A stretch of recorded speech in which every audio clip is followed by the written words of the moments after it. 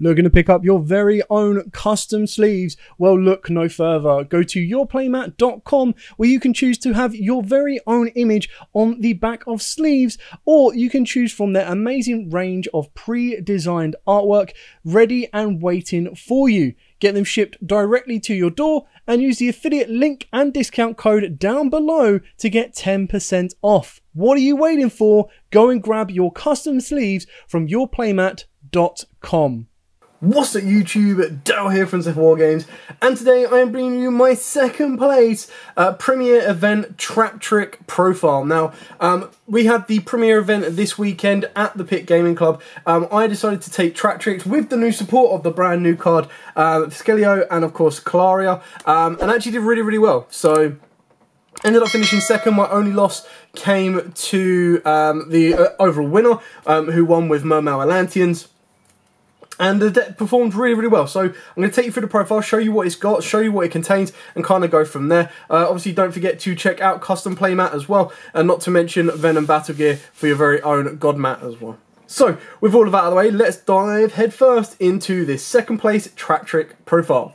So we start off with the brand new card. Now, I only had two when I started the tournament, so I could only play two, obviously. And this is, of course, Trap Tricks, and I'm going to butcher the name, Vescalo. But basically, unaffected by the effects of whole normal trap cards, only use one of the following effects once per turn, and only once that turn. So you get to send a set trap you control to the graveyard to special summon this card from your hand.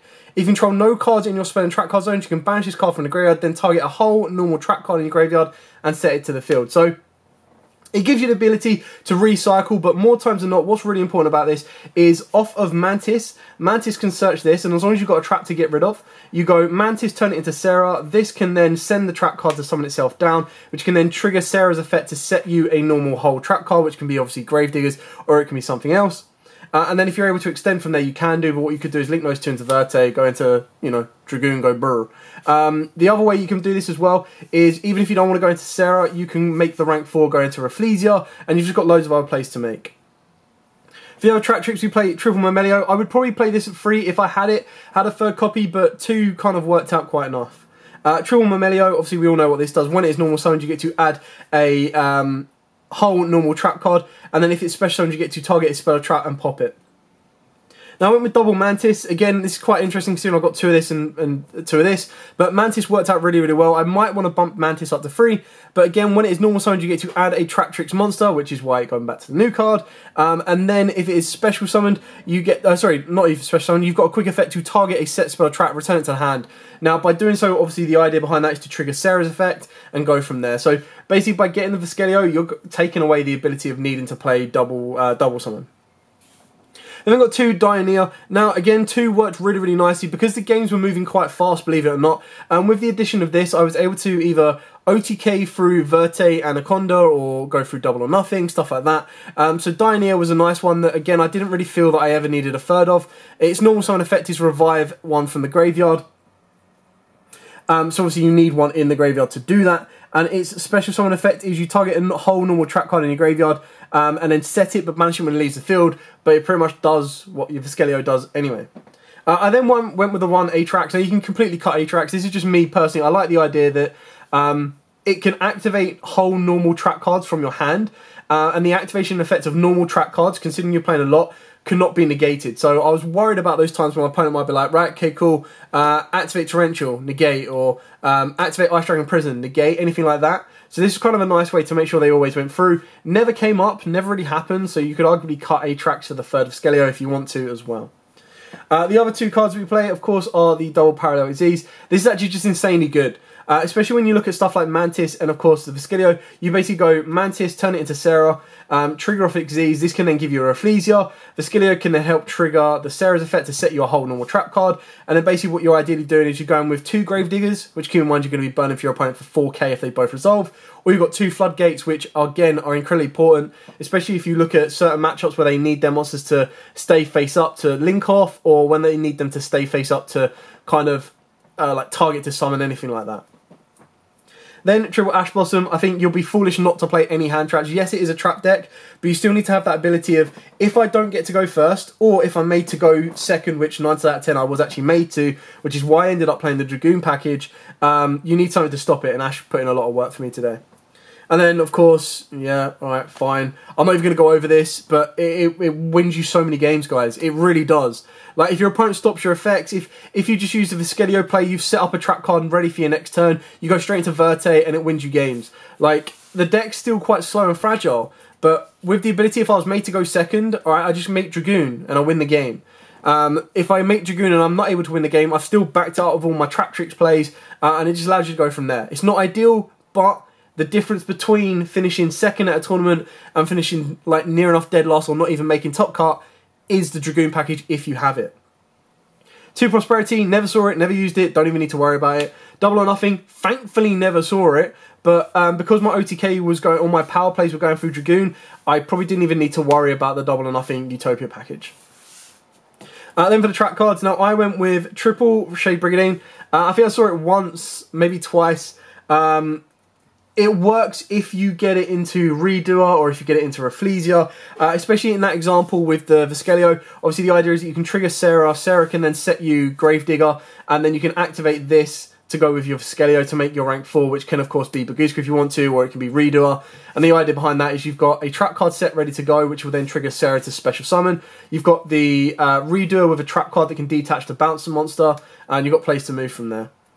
Triple Infinite Impermanence, because it's a hand trap and it's a trap, so not only are you able to trigger Sarah, but you're also able to pretty much drop it during your opponent's turn 0. Then I went with a bunch of 2-ofs rather than consistent 3-ofs, so I went with 2 Compulse, 2 Torrential, 2 Ice Dragon Prison. Now the reason I went with 2s on these is because I wanted that space for the Ash Blossom and the Dragoon package. So ultimately I wouldn't play 3 Ice Dragon Prisons. I wouldn't really want to play 3 of these either, purely because there are certain matchups where these are amazing and there's certain matchups where they're completely dead. Now it's really cool because they're a normal trap card. So all of these cards you can actually send off the Viscelio and then go from there. But ideally all you're really going to be doing is you're going to be searching or setting your Gravediggers and your Floodgates. And these are all you really need. Like, they put in so much work. Like, a lot of people forget the burn damage off a Gravedigger. This actually won me a couple of games today because my opponent was, I was like, they activated a card in hand. I went, right, okay, Gravedigger for game? And they were like, ah, yeah. So good, especially if your opponent tries to ash you and you're already preset. You activate a Gravedigger and, you know, it burns them out for 2k. They're kind of like, ah, yeah, crap. Floodgate, very, very good. So my matchups were kind of like, so Dinos, which... Torrential's a little bit dead against, which ended up coming out. So did Compulse. Gravediggers, really, really good because obviously stops Miscellaneous. What else did I face? I ended up facing, what are they called? Ghost Tricks. I was like, what the hell is this? And it just kept wanting to flip my stuff face down. So that was annoying. I faced Cosmos because he was running triple Dark Honest and triple Light Honest. I was like, right, well, I can't attack you. And obviously stuff like Torrentials, Floodgates, Compulses weren't great against them because they just train their effects. And then obviously Mermails, and I believe that was it. So, yeah. And then the final track card lineup I've gone with is Double Strike over Double Judgment and the single Imperial Order. Now, obviously Imperial Order, again, when you see it, puts in so much work because you're only playing technically 3 spells when you consider that Red Eye Fusion is going to be sent from grave. So Imperial Order shuts your opponent down, especially when they're playing heavy spell lineups that need to get their game going, and it really, really causes them issues. The reason I went with Strike over Judgment is because game 1s, I wasn't really worried about. Like, if my opponent had Lightning Storms and they were maining like Cosmics or Harpies Dusters, then alright, okay, cool, that kind of sucks a little bit. That's probably where I'd want Judgment more than I'd want Strike. But the reason I went with Strike was just for those pure times where Strike can, apart from stopping the normal summon, Strike can just really do a lot for you without burning you out too much. Arguably you could put Judgment in here, but I thought there were a couple of times where Strike might have been more beneficial for me. I never really saw either of them in that way. Like, I never really saw the Judgment for like back row destruction, and I never really saw Strike for a monster effect. So I can't confirm nor deny which one was like highly better of having or highly less having, but it put the work in, it did what it needed to do for me. I'm going to show you the side deck before I go into the main deck and basically go over what I sided in. So Droplets were just for the big boss game matchups. Never sided it in, never really needed to, so didn't need to worry about it. Awaken the Dragon, because I thought I'd be funny. Never resolved it, never needed it, nothing really happened, so these can easily come out. Summon Limit, again, never saw them, never needed it. Easily come out. Dry Lock Birds, never saw it, never needed it. Nibiru, saw it once, but my opponent played around it, so again, not really worried. The card that came in more times than not was Artifact Lancia, just because I ended up, like I said, Cosmos, Dinos. Actually, in the Dino matchup, he went Archosaur, I went Ash, he went Call by the Grave, and I went Lancia. I couldn't believe he had the Call by the Grave for the Ash, and I was like, alright, cool. But obviously, Lancia is really good against stuff like, if your opponent tries to evenly match you during their turn, and if your opponent tries to Cosmic, you can chain Lancia, which means obviously your stuff doesn't get banished, so really kind of cool. And then triple evenly match, just because it's a massive blowout. Like, there were so many like PK decks and board building decks that evenly match just clears that off and lets you carry on with your games. So, you know, these are probably the more used cards out of these, but obviously this is probably the one card you go, right, okay, I don't really like that, don't need it, cut it out. So, completely fine with that. I just, in the past when I played Subterrors, they were just like, cool, Cosmics and Harpy Dusters. I was like, you know what, I'm going to make you pay for doing that. Well, hope I can make you pay for doing that. Moving on to the extra deck, again, I only got the one Kalaria right before the tournament started because someone opened up their box. Never made it. I don't really see the mass need for her because I was going into Verte. So it requires 2 insect and or plant monsters. The link card is unaffected by trap effects. Only use each of the following effects once per turn. After you activate a whole normal trap card, you can set it instead of sending it to the graveyard. During the end phase, you can target one Tractrix monster in your graveyard to special summon it in defense position. Now, it's a really good card for Tractrix in general, but the issue with this is the games weren't lasting long enough. Like, I wasn't getting into grind games with my opponent. They were quite simple of, okay, they're going to OTK me, or I've stalled them enough, built on my board, Verte, OTK, done. So, 1 was enough, but probably you can put 2 in quite easily. Of course, we've got Triple Tractrix Sarah. This card's nuts. Never went through multiples of them, but obviously I never saw the Prosperity. So if I saw Prosperity, you might want to get rid of one Sarah, but even then, when you do that, you kind of put yourself in a sticky situation of always wanting to go to her. She's such a good card. So it requires 1 non-linked Tractrix monster, and it's linked something that is, again, unaffected by trap effects, so it makes it more difficult if your opponent tries to Imperm you or Fogblade you or anything like that. If a normal trap card is activated, you can special summon 1 Tractrix monster from your deck with a different name from cards you control. And then if another Tractrix monster or monsters activates this effect, you get to set a whole normal trap card directly from your deck. So it gives you access. It would be cool if it said this can be activated that turn. But that's obviously how you get into Floodgate, and it's how you get into Gravediggers. Gravediggers and Floodgate, in my opinion, are like absolute staples. And if you wanted to, that's where the Compulsors and the Torrentials would come out for like bottomless trap piles or other trap piles like that. Pentastag, for those times that my opponent, if I went through, which I never did, because like if I was going to make this and then make a rank 4, I might as well just make Dragoon. You can make Utopia double package and win from there. Obviously, Verte, Dragoon, yay.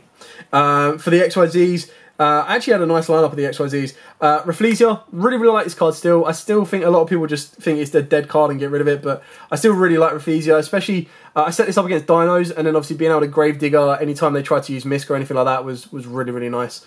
Aberleris, never made her, never needed her. Utopia with Utopia double, never needed them, never made it. Vespanito, again, never needed it, never made it. It was... I kept it very simple today, guys. It was very simple in the sense that if I had Sarah, great. If I had 2 additional monsters, I was going to go into Dragoon. It was as simple as that. Redoer was the only other XYZ, so I made Rafflesia and Redoer, purely because Redoer I made with the trap, so I had a detached bounce. Ultimate Falcon to come off of the back of the Wakened Dragon. And then obviously I had Zeus, never made it, don't even need to worry about it. But again, the idea behind this is you can go for like, make your Rafflesia, attack Rafflesia. There was a couple of times I was like, do I attack Rafflesia? I was like, nah, I'll just keep the material on it. Like, the material to get to Gravediggers and Floodgate worked out so much better for me.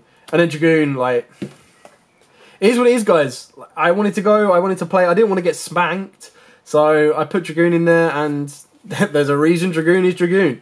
If it gets banned, I don't think the deck's going to die.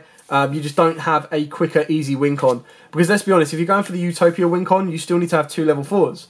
Whereas with this, you just go, right, okay, Sarah plus anything else. The only thing that I might arguably consider is putting in like a Link Spider, because there was the odd time where I'd have Sarah activate the trap card, but then it's like, if you go Sarah activate the trap card, you trigger Sarah's effect anyway to summon from the deck. So you've already got your other material you need for Verte anyway. But yeah, that was it. I hope you like this. Again, I'm not saying this is the best Tractrix deck ever made, but I surprisingly did quite well with it. like I said, it took me second place. Really, really happy with that. And it was the pre-release event, so I really wanted to try some out. It was either going to be this or Monarchs, and we kind of went with this. And again, put a lot of work in. I really rate the new card. I think it's such a good kind of card. It's a nice little extender for the deck as well. So yeah, really liked it. Puts in the work and definitely worth picking up in my opinion. These are sitting around 8 to 9s and so is the Claria. I think the Claria you can put less importance on, but this is definitely pick up a 3. I picked a 3rd up at the end of the tournament. And like I said, puts in the work, does what it needs to do, does exactly what it says on the tin, and you know, did really well. So thanks so much for watching. Don't forget to like, comment, subscribe, share. As absolutely always, guys, stay safe and of course, happy dueling.